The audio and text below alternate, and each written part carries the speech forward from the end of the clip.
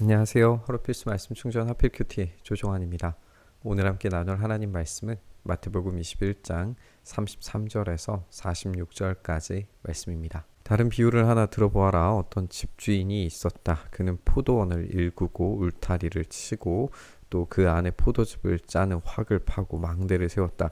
주인이 얼마나 정성 깊게 이 포도원을 만들고 있는지 우리가 볼 수 있죠.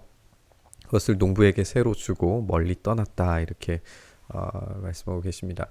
주인이 먼 길을 떠난 이유는 제시되지 않고 있어요. 본문에서 이 멀리 떠났다라는 것을 이 문자적으로 주인이 어떤 목적으로 자신의 집을 아예 떠났다 이런 의미로 해석을 할 수가 있는데, 어떤 학자에 따르면 이제 이사를 전제하는 그런 멀리 떠남이라고 지적을 하기도 해요.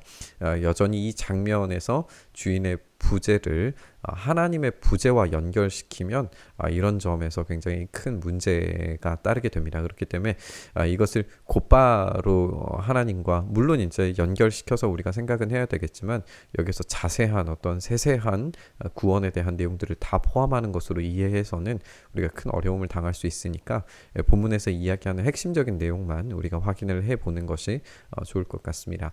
사실 당시에 이제 땅을 관리자들에게 맡기고 멀리 떠나는 것은 굉장히 흔한 일이었어요.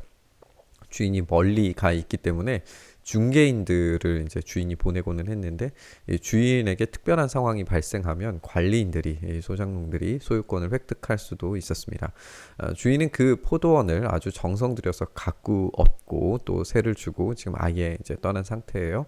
중개인이 올 차례가 되었습니다. 이제 관리인들은 어떻게 반응할지 예수님께서 말씀하시는 것을 이제 읽어보죠.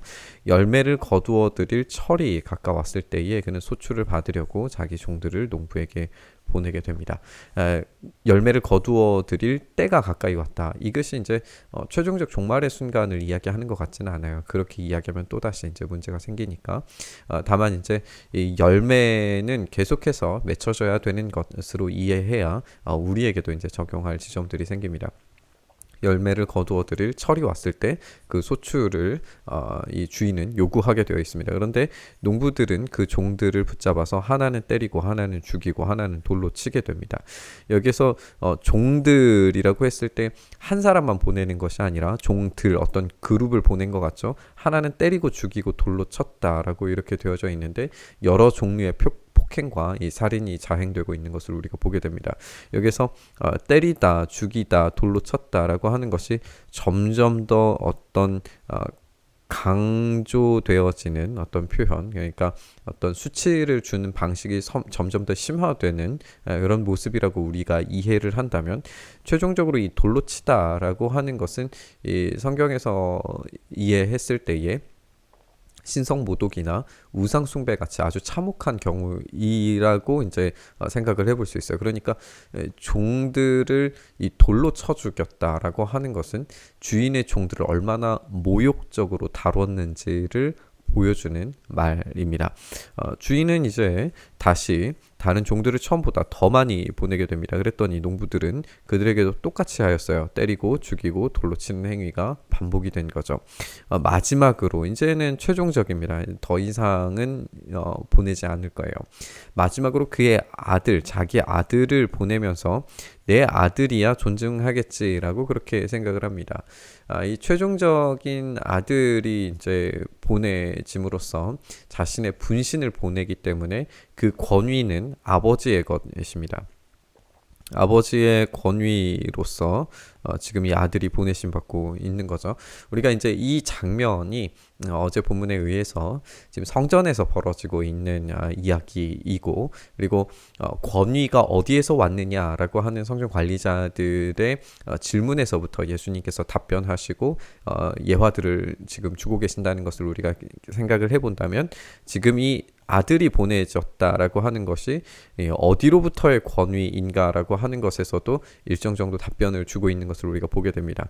자기 아들은 분명히 이제 예수님을 상징하는 것이고 아버지의 권위로 지금 오고 있는 것이고, 이것은 이제 이 자기 아들이 포도원에 요구할 열매를 당연히 받아야 할 그런 자격이 있는 분이시라는 걸 우리가 생각을 해볼 수 있죠. 그런데 농부들은 그 아들을 보고 그들끼리 말하기를 이 사람은 상속자다. 그를 죽이고 그의 유산을 우리가 차지하자라고 그렇게 이야기합니다. 아들은 주인과 이제 동일한 권위를 행사할 수 있는 상속자인데 농부들은 이 상속자만 죽이면 포도원을 소유할 수 있을 거라고 판단을 하고 있습니다. 아들이 왔기 때문에 이제 두 가지의 경우가 생기죠. 주인의 신상에 뭔가 문제가 생겼기 때문에 아들이 온 것이다라고 그렇게 생각할 수도 있고, 또는 이제 더 이상의 중개인은 오지 않으리라, 완전히 이제 떠난 것이기 때문에 더 이상의 중개인이 오지 않으리라고 생각을 했을 수도 있겠죠. 근데 둘 다 모두 이제 틀린 생각이었던 거예요. 그러면서 그들은 그를 잡아서 포도원 밖으로 내쫓아서 죽이게 됩니다. 아들은 포도원 밖으로 던져짐으로써 이제 그 소유권을 철저히 말살시킨다는 어떤 상징적 행위를 보여주는 것 같아요.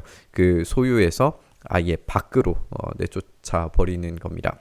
이제 이 이야기를 하시고 난 후에 예수님께서 이들에게 질문을 하십니다. 그러니 포도원 주인이 돌아올 때에, 그러니까 지금 이 포도원 소장농들은 주인이 돌아올 것을 염두하지 않고 지금 아들을 죽인 것이었는데 지금 주인이 돌아오고 있죠. 마찬가지로 이제 하나님이 우리에게 보이지 않는다고 하더라도 하나님은 반드시 다시 오십니다. 우리 주님께서는 다시 오실 거예요. 그때 농부들을 어떻게 처리하겠느냐라고 질문하십니다. 그러니까 이 그들이라고 하는 것은 지금 이 본문의 전체에 앞서서 이 성전 관리자들, 바리새인들과 대제사장들과 이제 서기관들, 이들을 포함하는 이들이죠. 예수님께 그 권위가 어디에서 왔느냐라고 질문한 그들입니다. 그들이 예수께 말하기를 그 악한 자들을 가차없이 죽이고 제때에 소출을 바칠 다른 농부들에게 포도원을 맡길 것입니다 라고 이렇게 답변합니다. 악한 자들은 죽이게 되고 제때의 소출이라고 했을 때 우리가 그 소출을 지금 받으러 오는 주인을 생각을 하게 되는 거잖아요. 이것도 이제 중요한 우리가 묵상의 포인트가 될 수 있습니다. 그 소출은 제때에 바쳐져야 되고 이 농부들이 해야 하는 것은 소출을 바치는 일이 되어야 합니다. 이것이 최종적인 종말에만 그런 것이 아니라 그 시기마다 그 때가 되었을 때에 소출은 반드시 이제 맺혀져야 되는 거예요. 그런 소출을 내지 못하거나 아니면은 그것을 드리기를 거부하는 그런 소장농들은 제거가 되는 거죠. 예수께서 그들에게 말씀하시기를 너희는 성경에서 이런 말씀을 읽어본 일이 없느냐? 집 짓는 사람이 버린 돌이 집 모퉁이의 머릿돌이 되었다. 이것은 주님께서 하신 일이고 우리 눈에는 놀라운 일이다. 예수님께서 지금 이 표현에 대해서 이들의 어떤 답변에 대해서 어떠한 교정이나 아니면 어떤 답변을 하시는 것을 보이지 않습니다. 그러니까 이 청중들의 답변을 인정하시는 것으로 보이죠. 그러면서 이제 예수님께서 다른 이제 이 말씀을 풀이하시는 걸 우리가 보게 되는데 집 짓는 사람, 여기에서 이제 등장하는 것은 시편에 등장하는 말씀입니다. 시편 118편에 등장하는 말씀인데 건축자들이 버린 돌이라고 했을 때에 이 돌이 이제 히브리 말로는 에벤이에요. 그리고 이제 아들이라고 하는 단어는 벤입니다. 그래서 지금 이 돌은 아들 벤을 생각하게 만들어줘요. 그러니까 여기에서 사람들이 버린 돌은 사람들이 버린 아들로 읽혀질 수 있는 거죠. 그래서 이 사람들이 버린 돌이, 이 아들이 집 모퉁이 머릿돌이 되었다라고 그렇게 지금 예수님께서 인용하시는 말씀이 시편 118편의 내용이 이제 이런 거예요.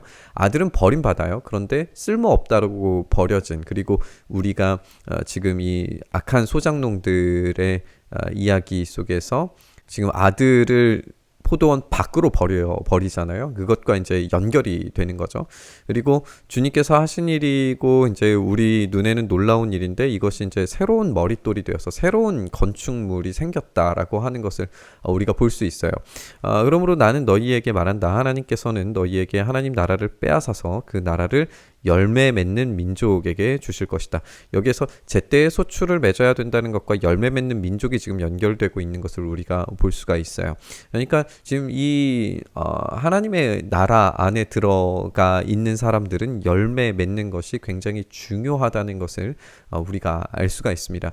예수님께서 이 비유와 또 이 악한 소작농에 대한 비유와 성경 해석을 지금 연결하시는 중이시기 때문에 이 소작농과 이 건축자들은 유대 지도자들을 상정하고 있고 포도원과 성전이 연결된다라고 그렇게 볼 수 있어요. 그러면 이제 버려진 돌이 새로운 모퉁이 돌이 되고 새로운 소작농들이 포도원으로 이제 새로 들어오는 것처럼 새로운 성전과 새로운 백성이 생겨나게 되는 것을 우리가 읽게 되는 거죠. 이 돌 위에 떨어지는 사람은 부스러질 것이고 이 돌이 어떤 사람 위에 떨어지면 그를 가루로 만들어 놓을 것이다. 이 말씀은 이제 앞부분은 이사야 말씀을 인용하시는 것 같고 이 뒷부분은 다니엘서에 등장하는 이 환상 이야기를 생각을 해볼 수 있어요. 이 돌이 던져졌을 때 큰 신상이 맞아서 완전히 가루가 되는 그 장면을 이제 연상을 할 수가 있는데 두 이야기의 공통점은 뭐냐면 이 하나님 나라의 어떤 강력한 심판을 이야기하고 있습니다. 강력한 심판이 이루어질 것이고 하나님 나라가 이제 확장될 것이다라고 하는 이야기로 연결이 됩니다. 예수 그리스도께 걸려 넘어지는 자들 또 그 나라에 부딪혀 가루가 될 세속 나라들은 이 심판에서 살아남을 수 없을 겁니다. 대제사장들과 바리새파 사람들은 예수의 비유를 듣고서 자기들을 가리켜서 하시는 말씀임을 알아차립니다. 모를 수가 없는 거죠. 이 성전 관리자들은 이 비유와 내용들이 이제 자신의 것임을 알아차리기는 하지만 그를 잡으려고 했지만 무리들이 무서워서 그렇게 하지 못합니다. 아직은 때가 이르지 않았죠. 아직 예수님을 체포하지는 못합니다. 무리가 예수를 예언자로 여기고 있었기 때문입니다. 그러나 이 시기가 곧 이릅니다. 그러나 하나님의 아들이 자신들의 눈앞에 와 있다라고 하는 생각을 하지 못하고 있습니다. 지금 이 돌에 걸려 넘어지고 있고 그 돌에 맞을 차례입니다. 예수님의 권위는 하나님의 아들로서 인정받아야 마땅합니다. 그러나 그분은 성전 관리자들에 의해서 죽임을 당하실 것이고 버림받으실 겁니다. 이야기는 죽고 버림받는 데서 끝나는 게 아니라 다시 세워진 건축물, 즉 새로운 성전으로 연결되면서 이 이야기가 급속도로 하나님 나라의 실체를 우리에게 보여주는 것으로 연결됩니다. 하나님 나라는 예수 그리스도께 걸려 넘어지고 먼지처럼 부서질 나라들을 대체하고 영원한 왕국으로 세워질 겁니다. 그 안에 새롭게 들어가는 농부들이 요구받는 것은 제때의 열매를 맺는 것이고 바치는 것입니다. 우리의 열매는 포도나무에 연결되어서 열매 맺는 요한복음의 이미지를 생각해 볼 수 있고 또 갈라디아에서 나오는 것처럼 성령의 열매를 생각할 수 있습니다. 이런 열매들은 하나님께 영광을 돌리고 마침내 새로운 씨앗을 뿌리게 되고 또 다시 성장하고 자라게 됨으로써 포도원이 확장되는 이미지를 우리가 가질 수 있습니다. 그것이 예수님께서 말씀하신 지상 명령을 통해서 전 세계로 전달되는 모든 민족에게 전달되는 그런 기쁨의 소식으로 연결이 될 겁니다. 오늘 본문 묵상하면서 역사의 중심에서 아들로 오신 분께서 만들어 가실 그 나라를 기대하고 소망했으면 좋겠습니다. 그분의 통치가 우리에게 온전히 임하시기를 바라고 구하면서 우리가 기도의 자리로 가서 참된 열매 맺는 인생 되게 해달라고 기도했으면 좋겠습니다. 주님, 그렇게 우리가 열매 맺는 인생 되기를 소망합니다. 주님께서 우리에게 요구하시는 것처럼 주님께 우리의 삶의 모든 것들을 열매로 맺어 드릴 수 있도록 우리의 삶을 붙드시고 인도하여 주시옵소서. 그 권위를 인정하지 않았던 성전 관리자들의 행태를 우리가 따르지 않게 하시고 온전히 참된 제자가 되어 제자로서 열매 맺는 그 인생과 삶에서 주님께 드리는 기쁨의 단을 안고 나아가는 우리 모두 되게 하여 주시옵소서. 이렇게 우리의 삶 붙드시길 소망하며 우리 주님 예수님 이름으로 기도드리옵나이다. 아멘.